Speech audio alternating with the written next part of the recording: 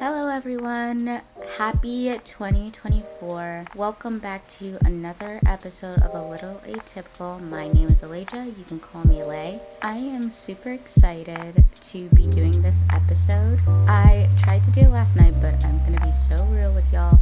I was so tired from trying to edit the intro to self-discipline video because this week has been me trying to get things done as fast as I can, but I do not want to put out things at lower quality. I would rather put them out later than trying to just push things out when they're not done. I recorded that episode on Tuesday because New Year's fell on a Monday. So I had to pretty much start my content creation week on Tuesday because given I record in my house, I always like to record at very specific times. So that is why things are a bit late. I did edit the video on Tuesday, but with the way I wanted to format it, it did take longer. So I finished on Wednesday and I was hoping the video would upload by night, but it did not finish until this morning, which means I knew I had to push the podcast episode to Friday, which is fine. But yeah, so if you're listening on Spotify, I'm gonna put this in the description that I did do an intro to self-discipline, and with that one, it is more educational. It is more, I guess, practical tips and very researched instructions and on the topic. But what this episode is going to be is more of a personalized episode. I have a story time for y'all, and I want to see if I like this format better because I do want to start putting more of my experience into the stories and into the topics I talk about, so you can kind of understand why I see things the way I do and understand a different perspective than what has been already said. So yeah, before I get into this episode, I just want to say I already did a card pull last night when I had the full intention of recording, but I was like falling asleep and I ended up hating the recording, so here I am doing it again today. We used the Moonology deck. It is an oracle card deck. I know if you're not into cards, you could probably skip this part, but I just found it so funny because of the story I'm about to give. Okay, so the first card I pulled was Confidence is Your Key to Success, which is New Moon in Leo. And the second card I pulled was Have Faith in Your Dreams, Waxing Crescent Moon. I'm just gonna read what's in the book. Starting with Confidence is Your Key to Success, New Moon in Leo.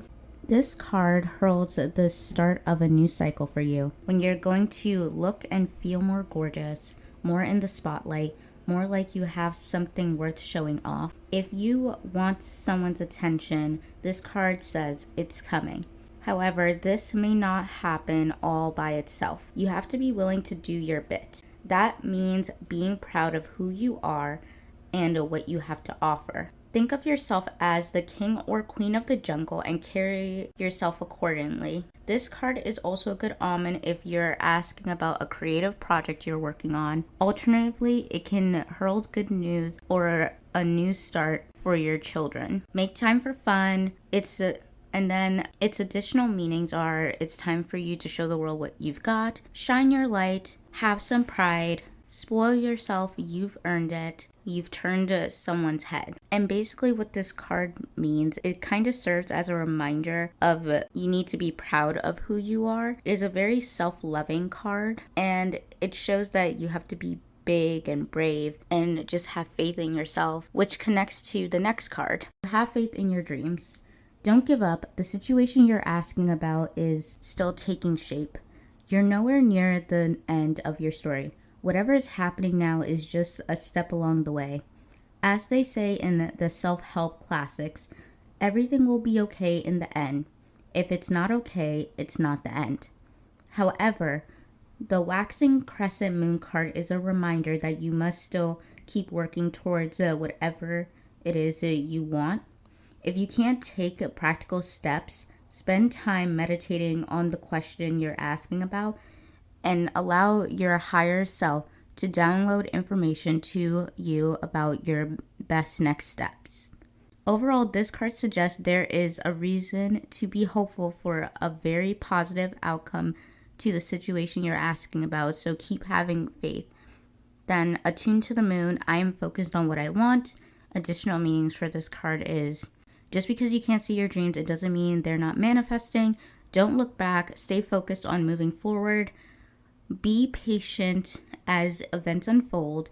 Dig a little deeper to find more courage. I just felt like those cards were so aligned with the story I'm about to tell you. The reason why I'm starting with this story is because when I was writing down my list of ways I personally improved my self-discipline, this story came to mind and I realized that it covered at least 3 of the lessons. With that being said, let's get into the story. This story was something that was replaying in my mind constantly during what I like to call my healing era, which was pretty much most of college, especially from the start of COVID when I wasn't seeing people. But specifically, this story was in my mind a lot because of the person and how they were still affecting me. This person in high school, they called me a name. The reason why it stuck is because I didn't know what they meant by that name, because they called me Shadow. And I didn't recognize at that time if they were saying it to be racist or if they were saying it for another reason, because the person who called me that was my old friend's ex-boyfriend. And there is a more complicated backstory between the 3 of us, but that's not what we're going to focus on. But my old friend, she was someone amazing. I mean, she still is someone amazing, but it was just so interesting because she never saw her light. We did have a falling out towards the end of high school. Since then, we have talked about everything. I wouldn't necessarily say we rekindled our friendship, but we have a better understanding of the things that happened and why things unfolded the way we did. And I think we both still have great respect for each other, considering we did hang out a few times after everything happened. We were talking one day, hanging out at the beach, because I was also really in my astrology era. So she was talking about her time in college. I was talking about things I was interested in at the time, and one of those things was astrology. And she says to me, she doesn't know too much about it, but she does know that she was a Leo rising. And I found that so funny because whenever I think about her, I think I always felt like she was like the sun.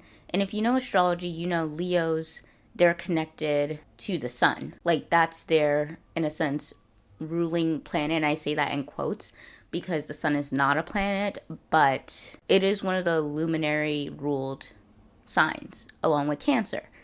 And I found that so funny because I'm a Cancer rising. That connects to the story because I never knew if he was calling me Shadow because he was being racist, or he was saying it because he was comparing us like many people did, because we were attached at the hip.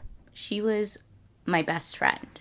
But being her best friend, I always felt like a side character in the experience. And I never realized that's what I was feeling at the time. But when I was like reflecting back, I started to have a lot more awareness on my emotions at the time and my own insecurities. I always felt threatened in our relationship, but not by her, but because she was sunshine. It was like she wanted to give that energy to other people. You know, she was the one who was way more extroverted, always making friends, always wanting more friends. And at the time of my insecure self, I was like receiving that as not being enough as a friend for her. Clearly, I've grown from that type of thinking, and I understand that you need different friends for different reasons. But I was living in my insecurity at the time. When I think back about our friendship, sometimes I still do get sad it ended the way it did, even though we're fine now, we're cool. But I always thought that if it didn't end, that I would never have been able to find myself. Because going back to our signs, she's a Leo rising and I'm a Cancer rising. And when you think about it metaphorically, because Cancer risings are ruled by the moon, and when you think of the sun and the moon, it's kind of like what I was originally thinking is she was light in a way. Her energy, she was just light, kind of like the sun. And me being the moon, I felt like at the time of how I received it, it was like I didn't have a light of my own, you know? Like the only reason people knew about me or paid attention to me is because of her light. She was always reaching out to people, very kind. I just was struggling to feel like enough of a friend to her. And I don't think I've ever told her this, so it's kind of weird I'm just saying this on the internet. But the top lessons I want you to take from this story is the first one is be comfortable with no longer being the side character. Because the thing is, if you want to be your ideal self, you kind of have to know yourself and you kind of have to see yourself for all that you are. Which brings me to number 2 is like self-awareness and understanding yourself on a fundamental level is key. Because with self-discipline, you can't ignore your self-image, your self-esteem, and your ideal self. And I do talk about this a bit in the intro to self-discipline, but I essentially learned that from No Excuses by Brian Tracy, who also wrote Eat That Frog, by the way. And the third lesson I want you to take is remembering the power of choice.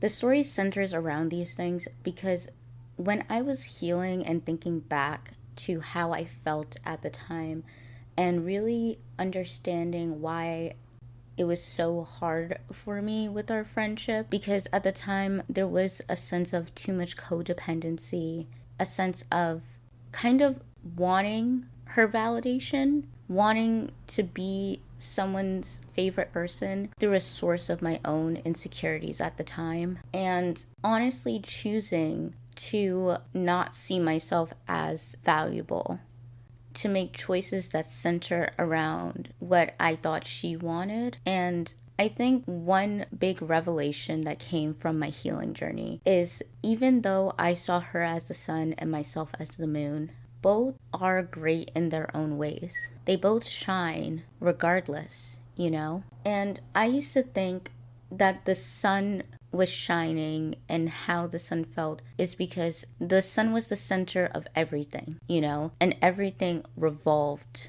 around the sun. Everything revolves around the sun. I'm going to take this in a metaphorical sense. So you probably won't get this. You probably will, maybe. But you can look at the sun and see it as the center, that everything revolves around it. But that doesn't mean the sun sees it that way.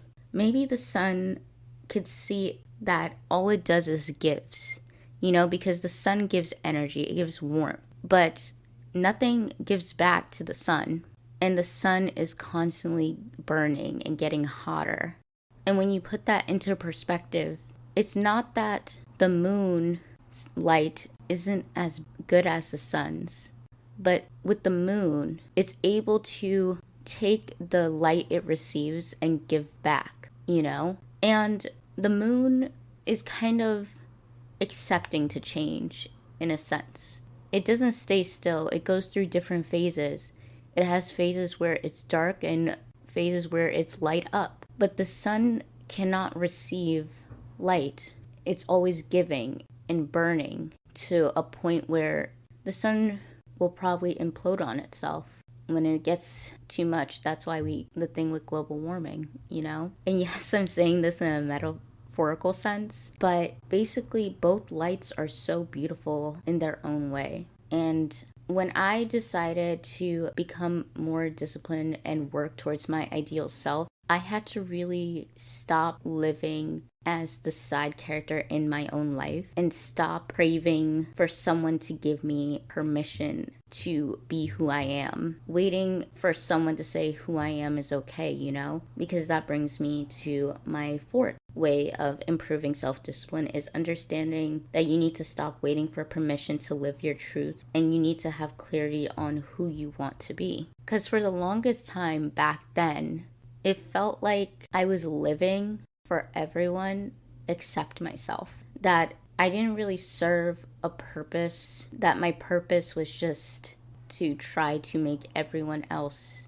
around me like me, feel comfortable around me, to help others around me so they'll stay. And I'm really trying not to cry when I say this.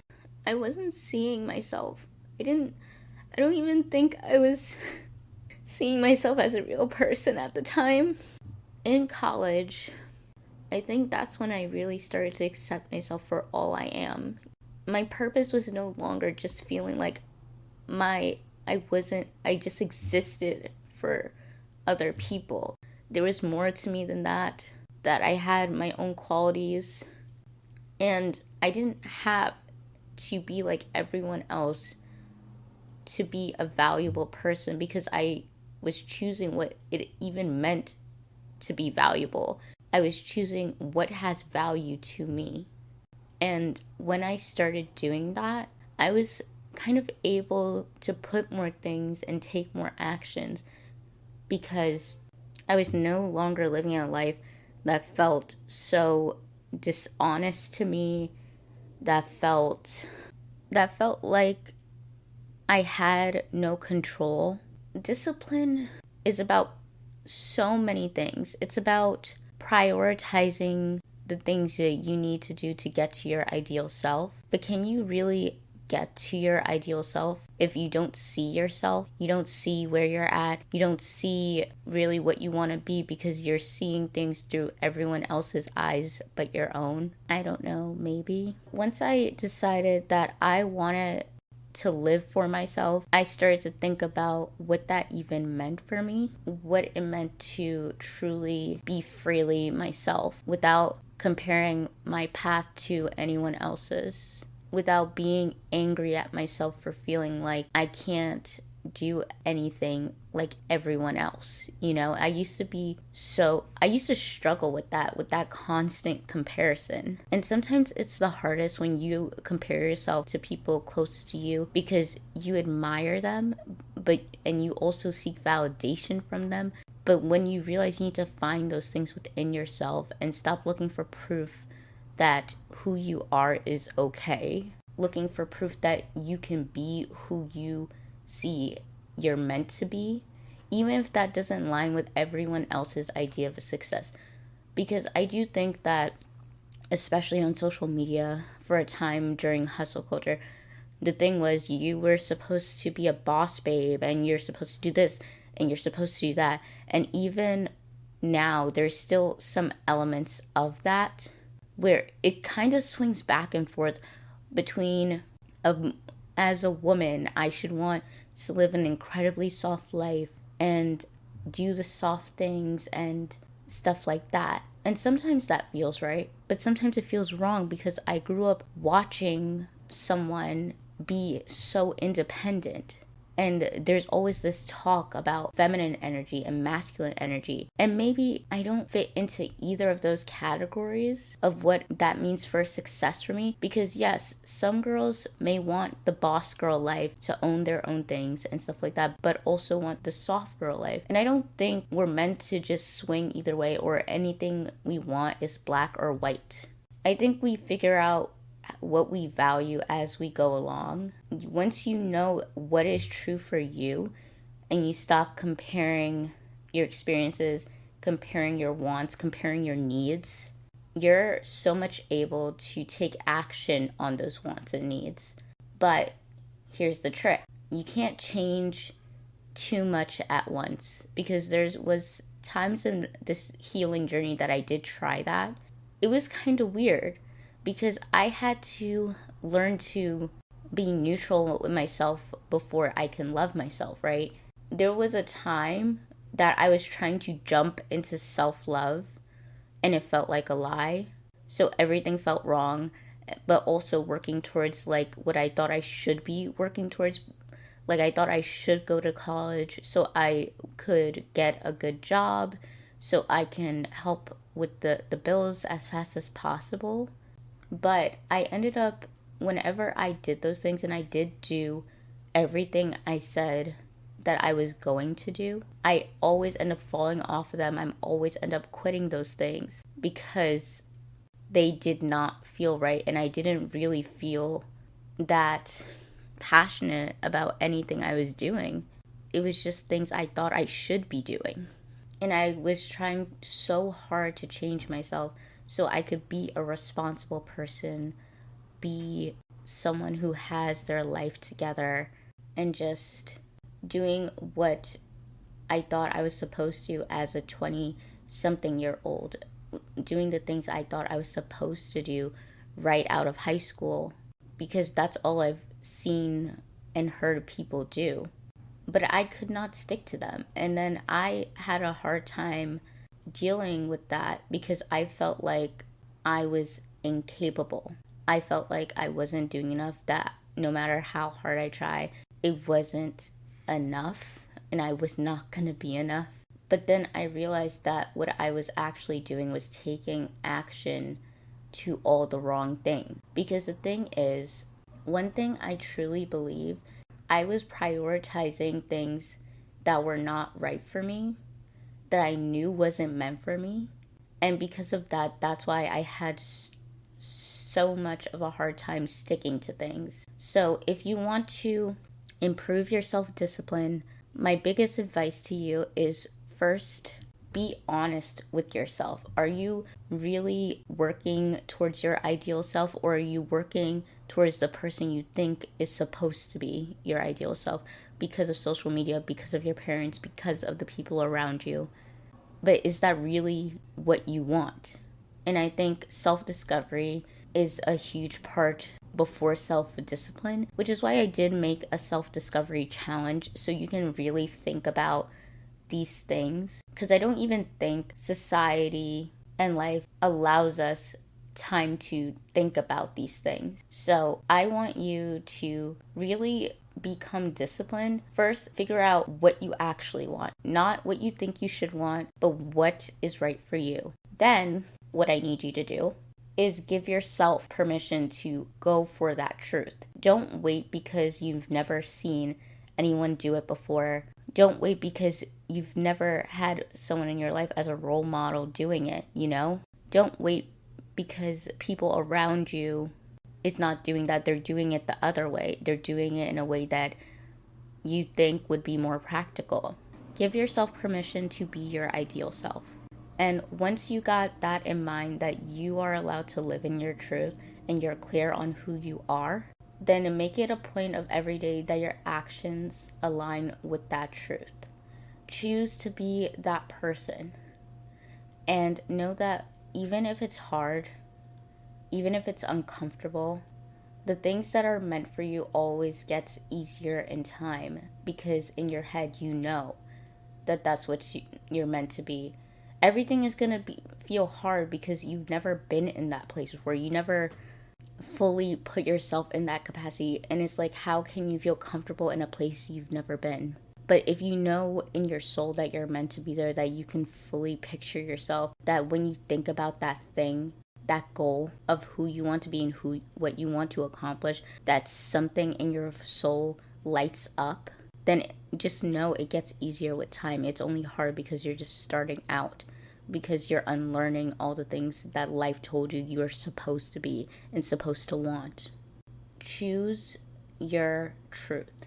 Choose that you will work on yourself. And also, another thing, and the last thing I didn't really get to mention, is, like I said, don't try too much at once. But you can also, besides not trying two things at once, what you should do is think about the ways you can work on that thing at different energy levels. Because the smallest steps, even a micro half step, is still a step towards your growth, you know? So think about ways that you can work with your ideal self and get to your ideal self at different energy levels. Because not every day you're going to have the same energy. And especially if you're a woman, our energy cycles are really dependent on our period cycles. So I'm going to be honest and say that some days you are going to have low energy.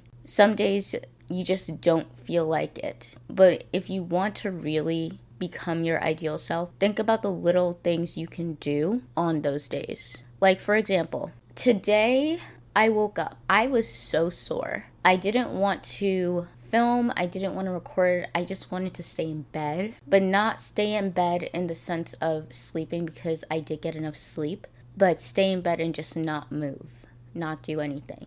But I knew doing nothing was not going to help me today. And when I think about the person I'm meant to be, I kind of visualize how she would even be on her low energy days. And even on the days she feels lowest, she would still take care of herself. She would still do stretches and slow movements. She would do her skincare. She will journal to release everything that's in her mind, because maybe there is something that's causing her low energy. And to get to the root of that, maybe she would just sit there writing it out. Maybe she will randomly pick up her camera and record just to have a place to release whatever she's thinking or feeling. She would have a delicious treat, her morning coffee, if that's what she's craving. She would make herself a good breakfast, or if she really has no energy to cook herself, she'll not be upset about having the not as nutritious option. So when I started to think about my ideal person and what even she would do on her low days, because I know that even my ideal self will have low days, and I know when I reach that place of success that I'll have moments that are really, really good and moments that are really, really challenging, because that's just a human experience. So when I need to, I think about what she would do and recognize even the most ideal version of myself has low energy. It's human. Everything is so human. And when I think about that, and I think about ways how she would deal with it, those solutions that show up in my mind that she's doing, I act the same way, because she is just me in a future sense. And I truly believe that. I don't know if this will help anyone, but I really appreciate it if you got this far. And I really thank you for listening. I didn't say what I'm grateful for in the beginning of the episode, but the thing I'm most grateful for right now is the amount of support I've been receiving about my content, because it truly does make me happy. Because yes, I did talk about living for myself and wanting to validate myself and finding my own purpose and whatever, but I do think I am like the moon, whereas I do receive light and I like to give back that light in some shape or form. It just feels like what I am meant to do.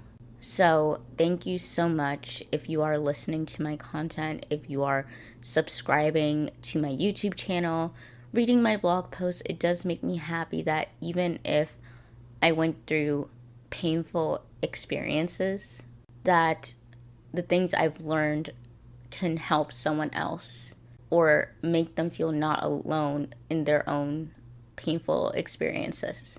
If you're listening on Spotify, please don't forget to rate, comment, review the episode. And if you're listening on YouTube, please don't forget to like, comment, and subscribe.